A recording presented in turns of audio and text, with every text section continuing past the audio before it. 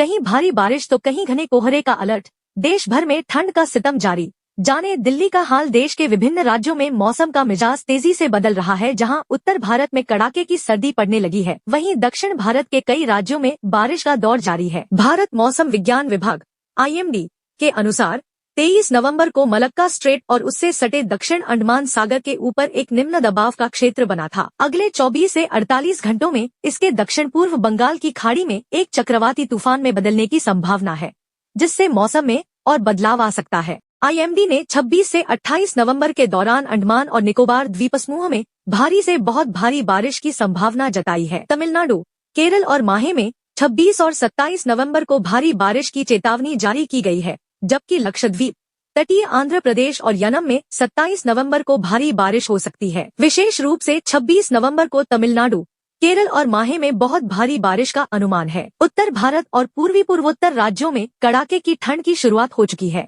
4 दिनों में उत्तर पश्चिम भारत के कई हिस्सों में न्यूनतम तापमान में 2 से 3 डिग्री सेल्सियस की गिरावट दर्ज की जा सकती है। पश्चिमी भारत में न्यूनतम तापमान में कोई बड़ा बदलाव नहीं दिखेगा। उत्तर प्रदेश में मौसम का मिजाज।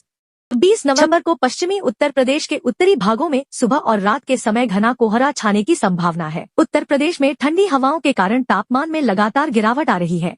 भारतीय मौसम विभाग के अनुसार पछुआ और उत्तर पश्चिमी शुष्क हवाओं के कारण अगले 2-3 दिनों में अधिकतम और न्यूनतम तापमान में 2 से 3 डिग्री सेल्सियस की और कमी आ सकती है, जिससे ठंड बढ़ेगी। आज सुबह कई जिलों में कोहरा दर्ज किया गया।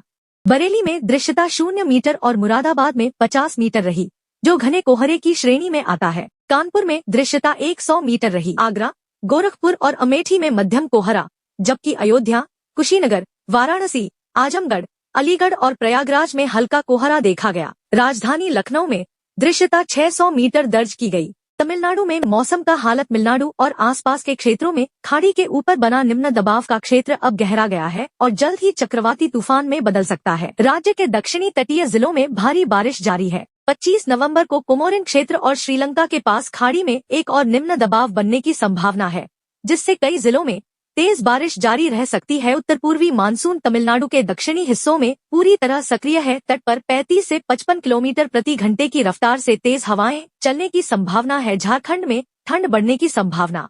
झारखंड में भी ठंड बढ़ने की संभावना है। यहाँ कोई बड़ी मौसमी प्रणाली सक्रिय नहीं है, लेकिन उत्तर पश्चिमी हवाओं के कारण 26 नवंबर के बीच कई जिलों में तापमान 8 से 10 डिग्री तक गिर सकता है। कोदरमा, चतरा, पलामू, लातेहार और गढ़वा जैसे जिलों में न्यूनतम तापमान 11 से 12 डिग्री तक पहुंचने की संभावना है। रांची, हजारीबाग और रामगढ़ में भी ठंड बढ़ेगी।